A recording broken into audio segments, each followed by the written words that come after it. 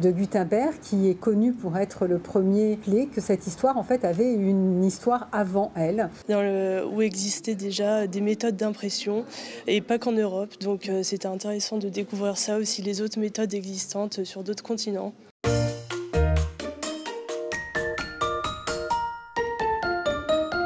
프랑스 국립도서관 수장고에 있던 직지심 체유절이 반세기 만에 세상 밖으로 나왔습니다. 세계에서 가장 오래된 금속 활자 인쇄본의 실물 공개는 우리 금속 인쇄술의 우수성을 전 세계에 다시 과시하는 기회가 될 것으로 보이는데요. 그간 사진이나 다큐멘터리 영상 등에서 직지의 모습이 알려진 바 있으나 일반 관람객의 실물을 공개하는 건 1973년 같은 도서관에서 열린 동양의 보물 전시 이후 처음이랍니다. 심지어 이 직지는 1455년 구텐베르크 성서보다 78년 앞선 세계 최고 금속 활자본이라는 사실을 1972년 4월 28일자 조선일보 신용석 파리 특파원의 보도를 통해 세계적 특종이 된 바 있죠. 그런데 이상합니다. 우리의 보물을 왜 프랑스가 공개를 하고 말고를 하는 것일까요? 여기엔 한반도의 역사와 관련한 가슴 아픈 사연이 있는데요. 오늘은 한국인들의 위대함을 뽐내는 직지에 대한 이야기를 전해드리려고 합니다. 오늘도 귀한 시간 내서 클릭해주셔서 감사합니다. 구독은 오늘의 큰 힘이 됩니다. 세계에서 가장 오래된 금속 활자 인쇄서적이자 유네스코 세계기록유산인 직지심 체유절원본이 현지 시각 4월 11일 무려 50년 만에 일반인에게 공개되었습니다. 프랑스 국립도서관이 12일부터 여는 특별전의 사전 공개 행사를 통해서인데요. 이번 전시회는 직지를 비롯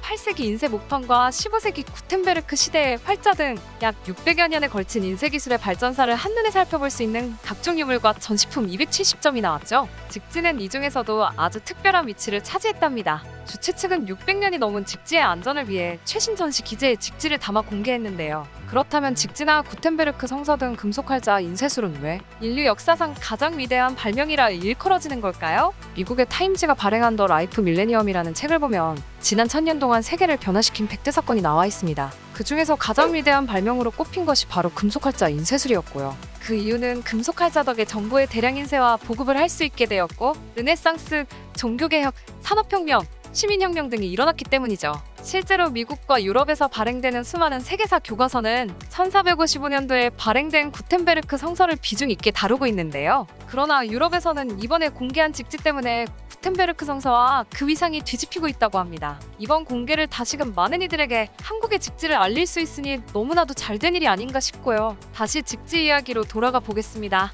앞서 직지는 고려왕 3년인 1377년 충북 청주 흥덕사에서 금속활자로 간행한 책입니다. 상하 2권으로 이뤄졌던 것으로 보이나 지금은 하권만 남은 상태인데요. 그런데 1972년 프랑스 파리의 국립도서관에서 전 세계를 깜짝 놀라게 만드는 자료가 나타납니다. 이 모든 것이 한 한국인의 발견 덕분인데요.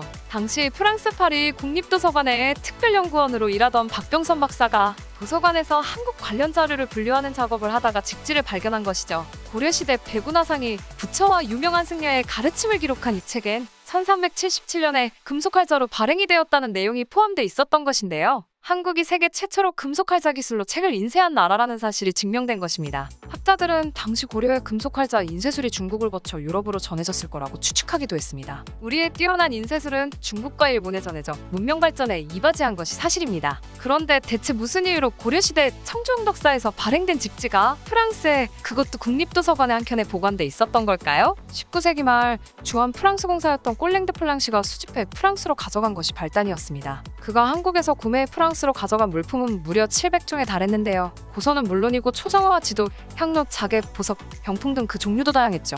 플랑시는 경매로 이를 처분하며 물품을 소개하는 카탈로그를 만들었는데 이때 이미 직지의 가치를 알고 있었던 것으로 보입니다. 서문의 구텐베르크가 유럽에 그의 경이로운 발명을 안기기 훨씬 전에 한국은 금속인쇄술을 알고 있었다라는 문구로 직지를 홍보했거든요. 백운 숙녀에 의해 수집된 조사들을 보고로 1377년에 청주 흥덕사에서 금속활자로 인쇄한 책이라는 상세한 소개글까지 덧붙여졌습니다. 그 후 직지는 프랑스 매체의 보석상 가문인 앙리베베르의 손에 들어갑니다. 그는 180프랑의 직지를 구매했으며 1911년부터 1943년까지 소유했죠. 앙리베베르는 보석상, 예술품 수집가, 작가로서 20세기 예술사에 여러 발자취를 남긴 인물인데요. 예술품 수집가로서 유럽, 아시아, 그리고 이슬람 예술품들을 많이 수집했습니다. 1940년 독일군이 프랑스를 점령했을 때 그는 자신의 소장품을 지하실에 보관하고 출입구를 봉쇄한 후 미국으로 망명했는데요. 전쟁이 끝나고 돌아와 보니 다행히도 소장품이 그대로 남아있었다고 합니다. 이 사실을 안 프랑스 국립도서관장이 직지를 기증해달라고 부탁했다고 하는데요. 3번이나 찾아와 부탁할 정도로 간청했다고 합니다. 구텐베르크 성서가 전 세계 최초의 금속활 자본이라고 세상에 알려져 있었지만 프랑스 유물 전문가들 사이에서는 알게 모르게 직지의 가치가 소문이나 있었던 것이 아닌가 싶을 정도입니다. 베베르는 내 눈에 흙이 들어가기 전에는 기증해 줄 수 없다라고 거절했지만 병으로 세상을 뜨면서 직지와 육조법보단경을 프랑스 국립도서관에 기증합니다. 그 외의 자료는 미국 스미소니언 박물관에 판매됐고요. 기증번호 9832번, 한국도서 109번. 이것이 직지가 박병선 씨가 발견하기 전에 직지에 붙여져 있던 이름이었습니다. 프랑스 국립도서관은 플랑시가 한국 고서를 경매에 붙였을 때 직지를 제외한 다른 한국 고서들을 대량으로 구입했었다고 합니다. 그때 직지의 가치를 몰랐거나 1377년에 금속활자로 인쇄했다는 기록을 믿지 않은 게 아닐까 싶은데요. 아이러니한 것은 프랑스 국립도서관이 베베르에게 간청해서 직지를 기증받은 후에도 직지의 가치를 밝히려는 노력을 딱히 하지 않았다는 점입니다. 1970년대에 프랑스에서 유학하며 병인양요 때 프랑스군이 약탈해 간 외교장갑 위궤환수를 위해 했었던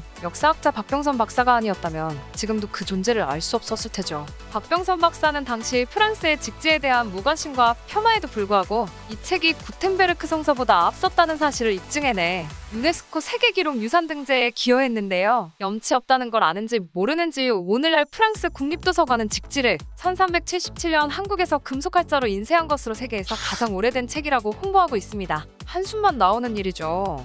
프랑스 국립도서관의 괘씸함은 이게 다가 아닙니다. 1998년 청주시 고인쇄 박물관은 직지를 유네스코 세계기록유산으로 등재하기 위해 프랑스 국립도서관에 협조를 부탁합니다. 유네스코에서 프랑스 기관과 공동으로 신청해야 한다고 답변해왔기 때문이죠. 그런데 프랑스 국립도서관은 직지를 유네스코 세계기록유산으로 등재할 필요성을 못 느낀다며 거부합니다. 직지의 세계기록유산 등재가 무산될 상황이었죠. 그러나 청주시 고인쇄 박물관 담당자들은 포기하지 않았습니다. 그들은 유네스코 관련 규정을 면밀히 검토해 세계기록유산 등재 시 반드시 소장자가 신청해야 하는 것은 아니라는 조항을 발견해냅니다. 한국인들의 이런 노력 덕분에 직지는 유네스코 세계기록유산으로 등재되는 성과를 거두었죠. 한편 직지의 공개에 프랑스 매체 50여 곳과 출판업계 인사들도 전시회 사전 공개 행사에 참석해 뜨거운 관심을 반영했습니다. 한 관람객은 전시물들을 보면서 글과 인쇄의 가치는 디지털 미디어의 시대에도 쉽게 사라지지 않는다는 것을 실감했어요. 점점 가벼워지는 일상의 커뮤니케이션에 맞서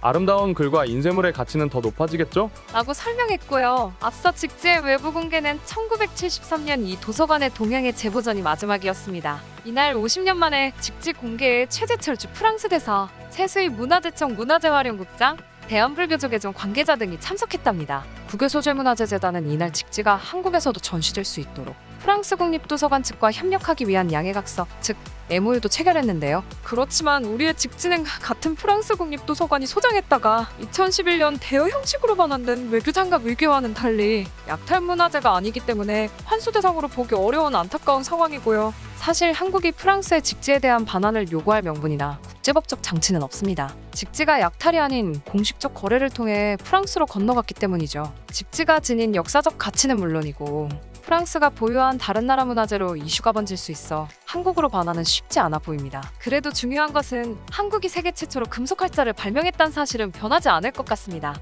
안타깝긴 하지만 언제 어디서라도 잘 보존되어서 우리의 보물을 널리 알려진다면 인류의 미래에도 많이 도움이 되겠죠. 아무쪼록 직지가 언젠가는 한국에서 전시되는 날이 오길 바라며 오늘 이야기는 여기서 마치겠습니다. 오늘도 시청해주셔서 감사합니다.